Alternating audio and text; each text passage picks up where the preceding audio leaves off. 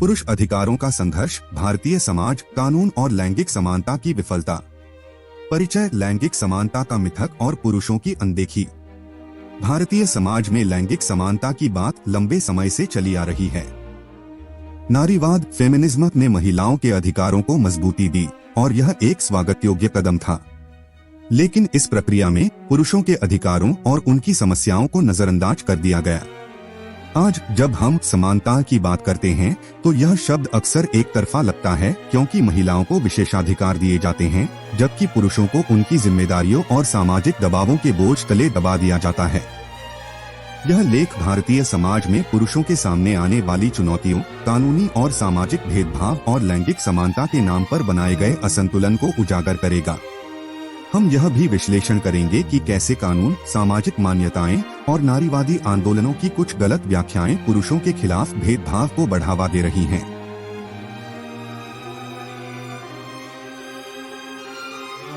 एक, ऑब्जेक्टिफिकेशन, दोहरे मापदंड और सामाजिक धारणा। ऑब्जेक्टिफिकेशन का अर्थ और इसका पुरुषों पर प्रभाव। ऑब्जेक्टिफिकेशन यानी किसी व्यक्ति को केवल एक वस्तु के रूप में देखना, अक्सर महिलाओं के संदर्भ में चर्चा का विषय रहा है। लेकिन क्या हमने कभी सोचा कि पुरुष भी इस समस्या का शिकार होते हैं? समाज पुरुषों को प्रदाता, प्रोवाइडर, रक्षक और सफल व्यक्ति के रूप में देखता है। उनकी भावनाओं, कमजोरियों और मानसिक स्वास्थ्य को नजरअंदाज कर दिया जाता है। आर्थिक दबाव, पुरुषों से अपेक्षा की जाती है कि वे परिवार का आर्थिक बोझ उठाएं। एक सर्वेक्षण के अनुसार देखा जाए तो भारत में 70% से अधिक पुरुषों ने कहा कि उन्हें परिवार का मुख्य कमाने वाला बनने का दबाव महसूस होता है। शारीरिक अपेक्षाएं, पुरुषों को मजबूत और आकर्षक दिखना चाहिए। बॉलीवुड और सोशल मीडिया ने पुरुषों के लिए अवास्तविक शारीरिक मानक तय किए हैं, जिससे बॉडी डिस्मॉर्फिया और आत्मसम्मान की समस्याएं बढ़ रही हैं। ऑब्जेक्टिफिकेशन और दोहरा मापदंड। जब बात महिलाओं के ऑब्जेक्टिफिकेशन की आती है तो समाज और मीडिया इसे गंभीर समस्या मानते हैं। लेकिन जब पुरुषों को पैसे कमाने की मशीन या सफलता के प्रतीक के रूप में देखा जाता है तो इसे सामान्य माना जाता है।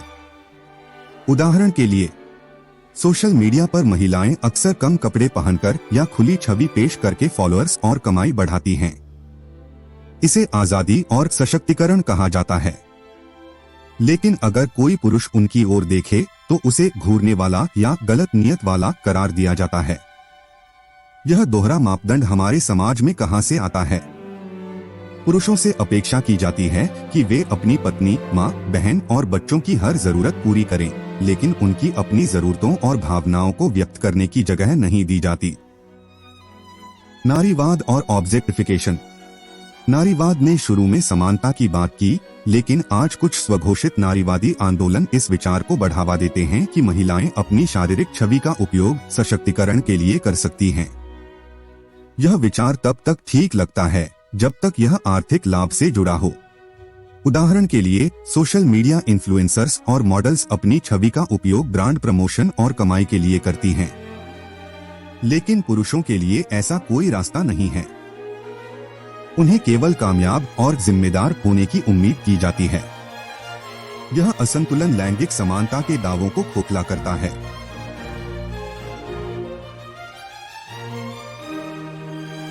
दो, नारीवाद और लॉ ऑफ मनी, एक गहरा विश्लेषण। नारीवाद का बदलता स्वरूप।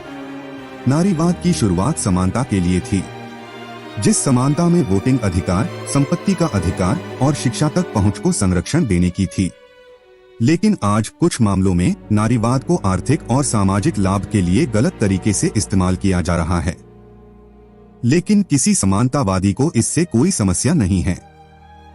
सोशल मीडिया और नारीवाद, इंस्टाग्राम, टिकटॉक और अन्य प्लेटफॉर्म्स पर कई महिलाएं अपनी छवि का उपयोग फॉलोअर्स, स्पॉन्सरशिप और पैसे कमाने के लिए करती हैं।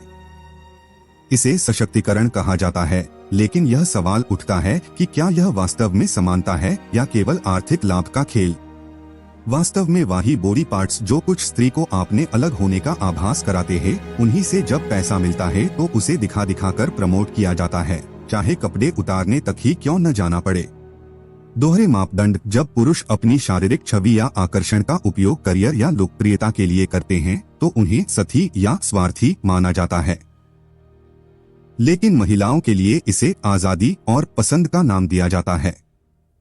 लेकिन क्या यही समानता की व्याख्या है?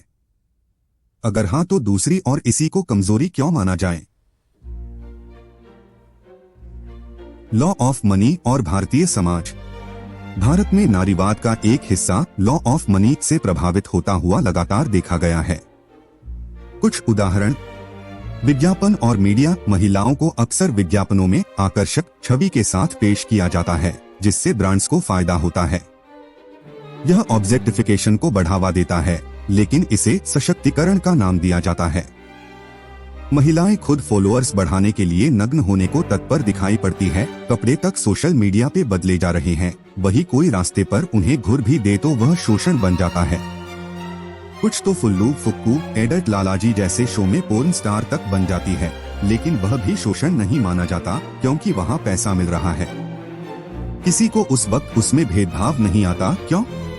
क्योंकि वहाँ इसी भेदभाव को दर्शाने का या दिखाने का पैसा मिलता है। Social media influencers. कई महिलाएं सोशल मीडिया पर खुली छवि पेश करके लाखों रुपए कमाती हैं। यह उनके लिए आजादी है, लेकिन पुरुषों के लिए ऐसी आजादी की कल्पना भी नहीं की जाती। उनके लिए सरकारों ने इतने कायदे बनाए हुए हैं कि कभी कभी तो लगता है पुरुष होना ही सजा है, या लड़कियों के लिए शरीर कमाई का जरिया भी है, और विक्टिम कार्ड खेलने का ट्रुम्प का इक्का भी। नारीवाद का सही अर्थ। नारीवाद का मूल उद्देश्य लैंगिक समानता था, न कि एक लिंग को दूसरे पर विशेषाधिकार देना।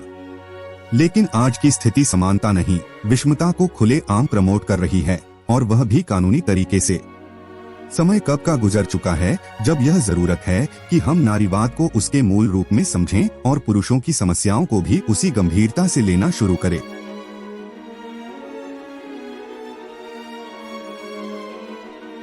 तीन, विशेषाधिकार। समानता के नाम पर असमानता। महिला विशेषाधिकार एक वास्तविकता। भारतीय समाज और कानून में महिलाओं को कई विशेषाधिकार दिए गए हैं जो समानता के दावे को कमजोर करते हैं। सिर्फ कमजोर ही नहीं करते, वह पुरुष अस्तित्व को ही एक स्थिति पर नकार देते हैं या उन्हें लिंग आधारित अपराधी घोषित कर देते हैं। देश के नागरिक के फर्ज के तहत यह कहना उचित तो नहीं, लेकिन कभी कभी लगता है देश के नियम कानून गांजा फूंककर या नशा करके बनाए जा रहे हैं, जिसमें कोई वास्तविक तर्क या समानता का दृष्टिकोण ही नहीं है। कुछ उदाहरण: बस और ट्रेन में रियायतें। सार्वजनिक परिवहन में महिलाओं के लिए मुफ्त या रियायती टिकट और आरक्षित सीटें हैं। दिल्ली, तमिलनाडु और अन्य राज्यों में महिलाओं के लिए मुफ्त बस यात्रा की योजनाएं चल रही हैं। लेकिन पुरुषों के लिए ऐसी कोई सुविधा नहीं है, भले ही उनकी आर्थिक स्थिति खराब हो। लिंग आधारित व्यवस्था ही एक तरह से किंग भेद को ग्लोरीफाई करती है और इसको स्थापित करती है। शिक्षा और नौकरी में आरक्षण। कई क्षेत्रों में महिलाओं के लिए आरक्षण है, जैसे पंचायती राज संस्थाओं में 33% सीटें। लेकिन पुरुषों के लिए ऐसा कोई प्रावधान नहीं है, भले ही वे गरीब या वंचित हों। पुरुष के लिए कानूनन न के बराबर सुविधा और व्यवस्था नजर आती है। कानूनी विशेषाधिकार। घरेलू हिंसा, यौन उत्पीड़न और बलात्कार के मामलों में कानून पूरी तरह से महिलाओं के पक्ष में है, जिसके दुरुपयोग की संभावना को नजरअंदाज नहीं किया जा सकता। आप किसी भी रिसर्च के आंकड़े उठाकर देख लीजिए, या फिर अतुल सुभाष जैसे अनगिनत किस्से जिसमें महिला जज से लेकर वकील तक इस खेल का हिस्सा बनकर कायदों को फायदों में बदल रहे हैं। समानता का मतलब क्या? संविधान की वास्तविक समझ को अपनाकर देखें तो भी समानता का अर्थ है कि सभी को एक समान अवसर और अधिकार मिले। लेकिन जब कानून और समाज एक लिंग को विशेषाधिकार देता है तो यह समानता नहीं बल्कि भेदभाव बनकर रह जाता है। उदाहरण के लिए, एलिमनी और भरण पोषण। तलाक के मामलों में पुरुषों को अक्सर भारी भरकम एलिमनी और भरण पोषण देना पड़ता है, भले ही उनकी आर्थिक स्थिति खराब हो। सुप्रीम कोर्ट ने कई मामलों में माना है कि एलिमनी की मांग को गलत तरीके से बढ़ा चढ़ाकर पेश किया जाता है, फिर भी कानून पुरुषों के खिलाफ पक्षपातपूर्ण है। एलिमनी में गठजोड़ होने पर अनगिनत झूठे केस थोपे जाते हैं, जिससे बचना लगभग मुश्किल हो जाता है। पितृत्व और बच्चों की कस्टडी। तलाक के बाद बच्चों की कस्टडी ज्यादातर मामलों में मां को दी जाती है, भले ही पिता उनकी देखभाल के लिए सक्षम हो या महिला दूसरे पुरुष के साथ संबंध में, लेकिन इसको अक्सर नजरअंदाज किया जाता है। इसको परिभाषित या साबित करना ही लगभग इतना जटिल या असंभव सा प्रतीत होता है। यह पुरुषों के पितृत्व के अधिकार को कमजोर करता है। कुछ किस्से तो उस तरह से भी सामने आते हैं जहां महिला का शादी के बाद अनैतिक संबंध या संतान होने का प्रस्थापित होते हुए भी उसे एल्युमनी और भरण पोषण सिर्फ महिला होने के कारण मिलते हैं। विशेषाधिकार बनाम समानता।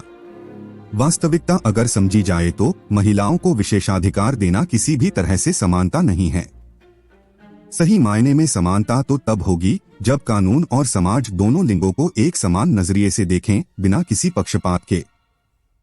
कोई विशेष कायदा नहीं और कोई विशेष फायदा नहीं। अगर एल्युमनी मांगी जाएगी तो नारी को अबला माना जाएगा, क्योंकि वह नहीं कमाती तो जीवन कैसे चलेगा। इसी आधार पर उसे जस्टिफाई किया जाता है कि ना।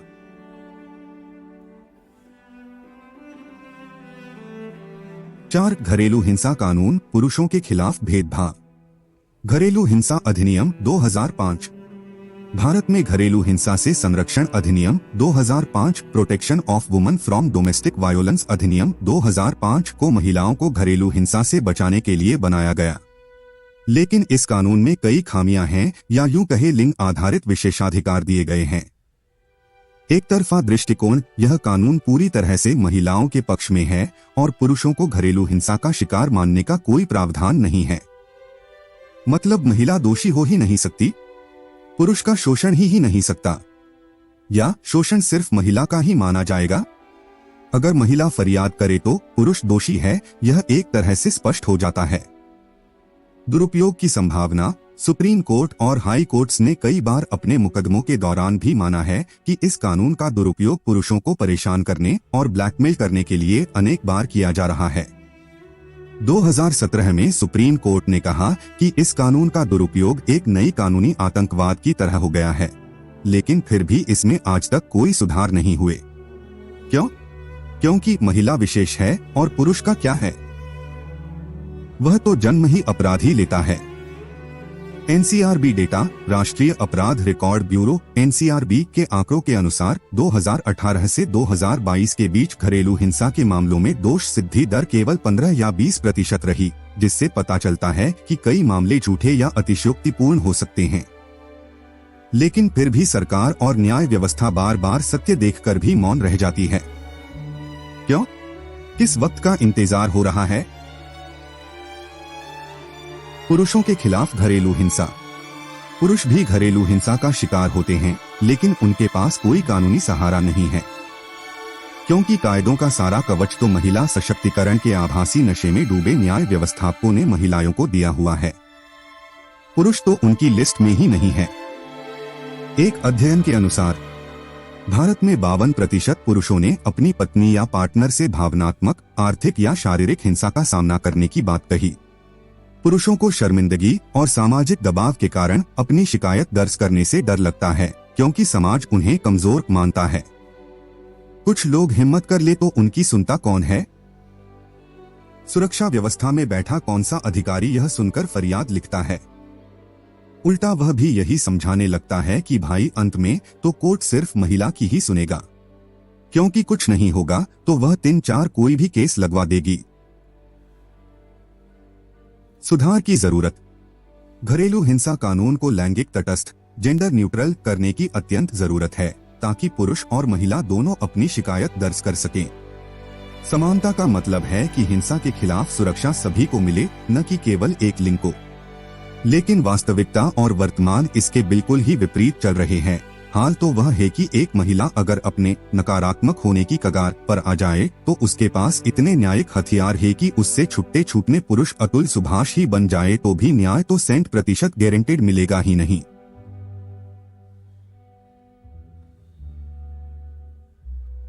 पांच, बलात्कार कानून और FIR, पुरुषों की अनदेखी। बलात्कार कानून का पक्षपात। भारतीय दंड संहिता IPC की धारा 375 के तहत बलात्कार को परिभाषित किया गया है, लेकिन यह केवल महिलाओं को पीड़ित के रूप में मानता है। पुरुषों के खिलाफ यौन हिंसा को कानून में बलात्कार नहीं माना जाता। समानता का हाल देखिए, पुरुष का तो शोषण में उल्लेख ही नहीं। मतलब कानून पुरुष के साथ बलात्कार को सीधे तौर पर तो मानता ही नहीं। जो कायदे में ही स्पष्ट नहीं हुआ उसका अस्तित्व भी न्याय में नहीं। पुरुषों के खिलाफ यौन हिंसा, एक सर्वेक्षण में 16% पुरुषों ने बताया कि उन्होंने अपने जीवन में किसी न किसी रूप में यौन हिंसा का सामना किया, लेकिन उनके पास FIR दर्ज करने का कोई स्पष्ट कानूनी रास्ता नहीं है। विकल्पहीनता ही न्याय की उस स्थिति को दर्शाती है जहां समानता के नाम पर लिंग आधारित न्याय व्यवस्था चलाई जा रही है। क्या यह संवैधानिक है? Right to equality. सामाजिक धारणा, समाज और पुलिस पुरुषों की शिकायतों को गंभीरता से नहीं लेते। अधिक स्पष्ट कहे तो पुलिस इस तरह के मामले सुनती ही नहीं, उल्टा उनका मजाक बनाया जाता है, क्योंकि पुरुषों के साथ बलात्कार नहीं हो सकता जैसी गलत धारणा प्रचलित है। जब पुरुष पैदाइशी दरिंदा, हवसखोर और राक्षस है तो उसके साथ भला बलात्कार होगा। अच्छे पुरुष का न्याय व्यवस्था में कोई कंसेप्ट ही नहीं बना है ना। कानून व्यवस्था में सुधार की जरूरत। लैंगिक तटस्थ कानून, बलात्कार और यौन हिंसा के कानून को लैंगिक तटस्थ करना होगा ताकि पुरुष, महिला और अन्य जेंडर सभी को समान संरक्षण मिले। क्योंकि शोषण तो आखिरकार शोषण होता है और न्याय न्याय होता है। न्याय को लिंग के आधार पर पहले से परिभाषित कर दिया जाए तो न्याय का अस्तित्व ही अस्तित्वहीन हो जाता है। सामाजिक जागरूकता। पुरुषों के खिलाफ यौन हिंसा को भी उतनी ही गंभीरता से लेने की जरूरत है जितनी महिलाओं के खिलाफ हिंसा को ली जाती है। क्योंकि आज की गेंडू जनरेशन और आजादी का नशा जो महिलाओं पर छाया हुआ है, उसे देखते हुए कायदों में से विशेषाधिकार पूर्णतः निरस्त करना ही विकल्प बचता है।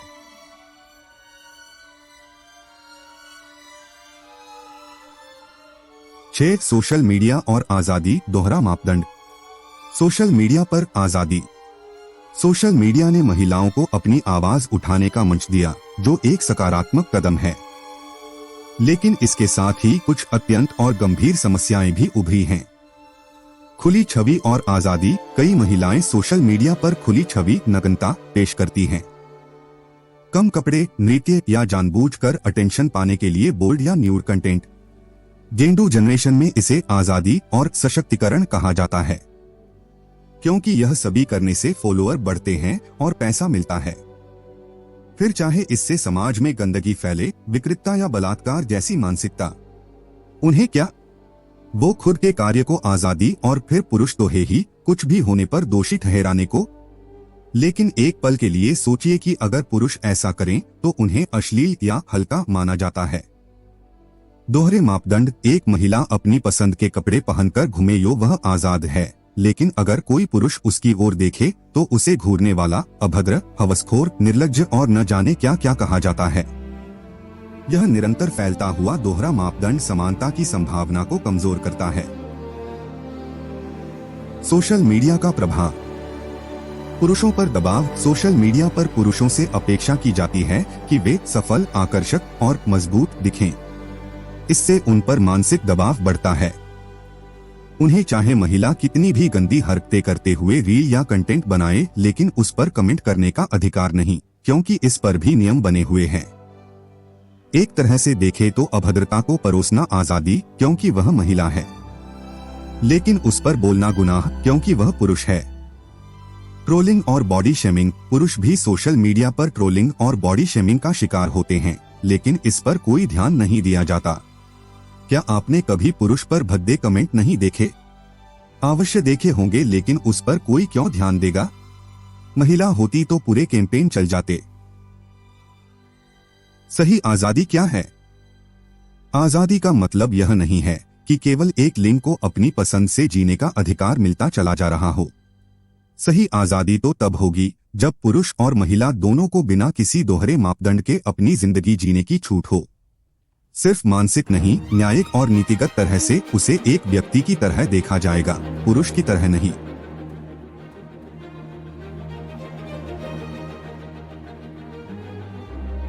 सात, भारतीय न्याय प्रणाली। पुरुषों के खिलाफ पक्षपात, तलाक और एलिमनी। भारतीय न्याय प्रणाली में तलाक और एलिमनी के मामले पुरुषों के खिलाफ पक्षपातपूर्ण रवैया और व्यवस्था का सबसे बड़ा और जीवंत प्रमाण है। अतुल सुभाष जैसे अनगिनत लोग आजकल इस फंदे में फंसकर अपनी जान तक दे रहे हैं, लेकिन न्याय फिर भी उन तक नहीं पहुंचता, सिर्फ इसलिए क्योंकि वे महिला से केस लड़ रहे हैं। एलिमनी का बोझ कहने को तो हर महिला को समानता और आजादी का नशा चढ़ा हुआ है, लेकिन फिर भी पैसे की बात ए तो नारी आबला हो जाती है, वह भी न्यायिक और संवैधानिक तौर पर। तलाक के बाद पुरुषों को अक्सर भारी भरकम एलिमनी देनी पड़ती है, भले ही उनकी आर्थिक स्थिति खराब हो। 2018 में सुप्रीम कोर्ट ने कहा कि एलिमनी की मांग को वित्तीय आतंकवाद की तरह इस्तेमाल किया जा रहा है। कई केस में तो महिलाएं एलिमनी बढ़ाने के लिए नए नए केस और धाराएं लगवाकर मिले हुए विशेषाधिकार का पूरा फायदा उठाती है, चाहे पुरुष आत्महत्या ही क्यों न करने को मजबूर हो जाए। बच्चों की कस्टडी आजकल विचित्र सा समय देखने मिल रहा है। शादी अब सेट जन्मों का रिश्ता नहीं है। कोई भी स्त्री या पुरुष किसी भी समय इसमें से निकल सकता है, जिसका लाभ हर कोई उठा रहा है, लेकिन इसका शिकार बनते हैं बच्चे। ज्यादातर मामलों में बच्चों की कस्टडी मां को दी जाती है, भले ही पिता उनकी देखभाल के लिए सक्षम हो, और मां को चाहे बच्चे से प्यार हो या ना हो। कई मामलों में बच्चों का इस्तेमाल महिलाएं एल्यूमनी और भरण पोषण की रकम को बढ़ाने के लिए इस्तेमाल करती है। झूठे मामले और दुरुपयोग। झूठे मामले। एनसीआरबी के आंकड़ों के अनुसार 2018 से 2022 के बीच दहेज उत्पीड़न आईपीसी 498 एक्ट के मामलों में दोष सिद्धि दर केवल 14-15% रही। इससे पता चलता है कि कई मामले झूठे या अतिशयोक्तिपूर्ण हो सकते हैं। अनगिनत मामले सिर्फ और सिर्फ ब्लैकमेल करने के इरादे से या मोटी रकम ऐंठने के इरादे से किए जा रहे हैं। इस आंकड़ों में स्पष्ट रूप से कई केस वैसे भी निकल आते हैं जिसमें कहीं न कहीं वकील और जजों की मिलीभगत भी शामिल होती ही है। कानूनी उत्पीड़न। पुरुषों को झूठे मामलों में फंसाकर ब्लैकमेल करने और परेशान करने के कई उदाहरण सामने आए हैं। आगे बताए गए आंकड़े इसी बात को सत्यापित करते हैं। सुधार की जरूरत। लैंगिक तटस्थ कानून। तलाक, एलिमनी और कस्टडी के कानून को लैंगिक रूप से तटस्थ करना होगा। जब तक न्याय में बदलाव नहीं होगा और व्यवस्था को बदला नहीं जाएगा, तब तक कुछ भी नहीं बदलेगा। झूठे मामलों पर रोक। झूठे मामलों को रोकने के लिए कड़े दिशा निर्देश और सजा का प्रावधान होना चाहिए, क्योंकि पिछले कुछ केस में इस तरह के किस्से भी सामने आए हैं जिसमें जज और वकीलों की भी मिलीभगत पाई जाती रहे हैं। बिना हेरफेर इस तरह के मामले अधिक टिक नहीं पाते हैं। यह खेल अब व्यापार का स्वरूप लेता जा रहा है।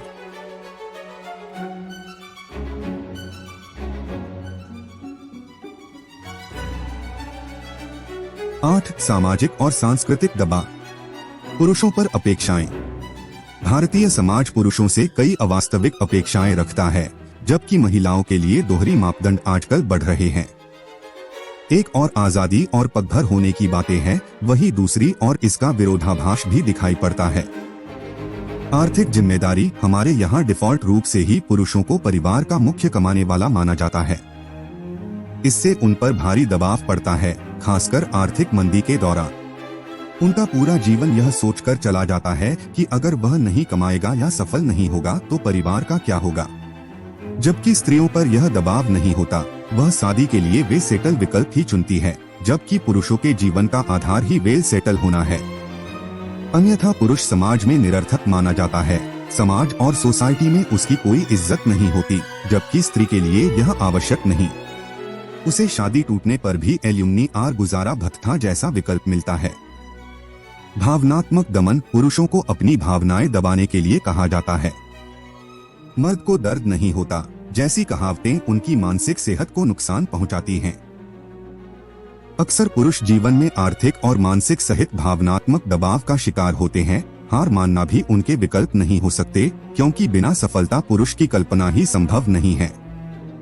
उसे किसी भी स्थिति में स्त्री को पालना ही पालना है, चाहे साथ रहकर या चाहे अलग होने के बाद भी। न्याय आर्थिक स्थिति नहीं देखता, पर पत्नी को पालना पुरुष का फर्ज है, यह जरूर देखता है। सफलता का दबाव। पुरुषों से अपेक्षा की जाती है कि वे करियर, शादी और सामाजिक स्थिति में सफल हों। इससे तनाव, डिप्रेशन और आत्महत्या की दर बढ़ रही है। क्योंकि असफल पुरुष समाज में स्वीकार्य ही नहीं है। स्त्रियों के लिए इस तरह की कोई बाधा नहीं है। असफल स्त्री को भी सफल पुरुष अपना लेता है, किंतु इसकी उलट स्थिति किंवदंती मात्र है। पुरुषों में आत्महत्या की दर। NCRB डेटा, अगर हम 2022 के आंकड़ों पर ध्यान दें तो भारत में 1.7 लाख से अधिक आत्महत्याएं दर्ज की गईं, जिनमें 70% से अधिक पुरुष थे। पुरुषों में आत्महत्या की दर महिलाओं की तुलना में 2.5 गुना अधिक है। क्योंकि सामाजिक और मानसिक ट्रॉमा का शिकार वर्तमान समय में पुरुष अधिक है, जिसमें बेगुनाह होते हुए गुनहगार ठहराया जाना, पारिवारिक समस्या, पत्नी से तलाक जैसे मुद्दे शामिल है। अधिकतर किस्सों के पीछे का कारण आर्थिक दबाव, पारिवारिक कलह और सामाजिक अपेक्षाएं पुरुषों को आत्महत्या की ओर धकेल रही हैं, जिसमें जूते मुकदमे और कोर्ट कचहरी के चक्कर में बेरोजगार और बदनाम होने वाले मर्दों का भी बड़ा नंबर है। पिछले दिनों ही हमने अतुल सुभाष जैसे एक के बाद एक कई केस न्यूज में देखे हैं, लेकिन क्या उन्हें न्याय मिला? इसके पीछे जिम्मेदार कौन है? सरकार, न्याय व्यवस्था, न्याय संस्था या समाज खुद?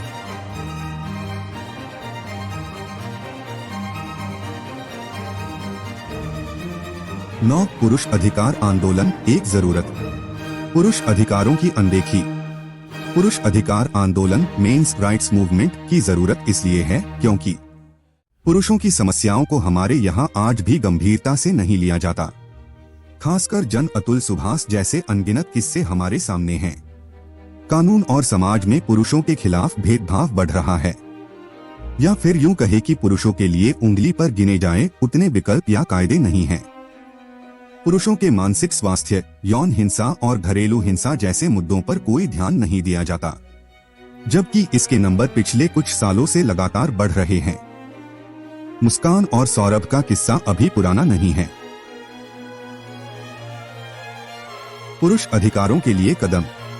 कानूनी सुधार, घरेलू हिंसा, बलात्कार और तलाक के कानून को लैंगिक तटस्थ करना अत्यधिक आवश्यक है, खासकर तब जब अदालतें भी बार बार इसके दुरुपयोग की घटनाओं का उल्लेख करती रही है। जागरूकता अभियान, पुरुषों की समस्याओं जैसे मानसिक स्वास्थ्य, आर्थिक दबाव और सामाजिक अपेक्षाओं को लेकर इसके आधार पर जागरूकता बढ़ाना। लोगों को यह समझाना कि समानता का मतलब सिर्फ पुरुष की जिम्मेदारी नहीं, लेकिन हर आर्थिक और मानसिक स्थिति में दोनों की साझेदारी आवश्यक है।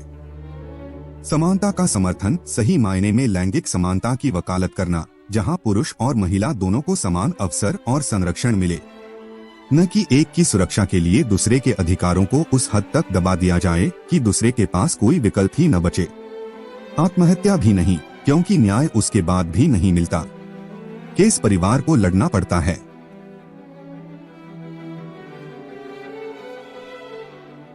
दस निष्कर्ष सच्ची समानता की ओर। वास्तविक चर्चा का मुद्दा है समानता, लेकिन एक मिनट किस समानता की बात हम कर रहे हैं? इसका जवाब मिलना आवश्यक है कि ना? चलिए समझते हैं कि समानता क्या है। लैंगिक समानता का मतलब है कि पुरुष और महिला दोनों को एक समान अधिकार, अवसर और संरक्षण की उपलब्धता। लेकिन क्या यह हो रहा है? जवाब है बिल्कुल नहीं, क्योंकि हो इसका उल्टा रहा है।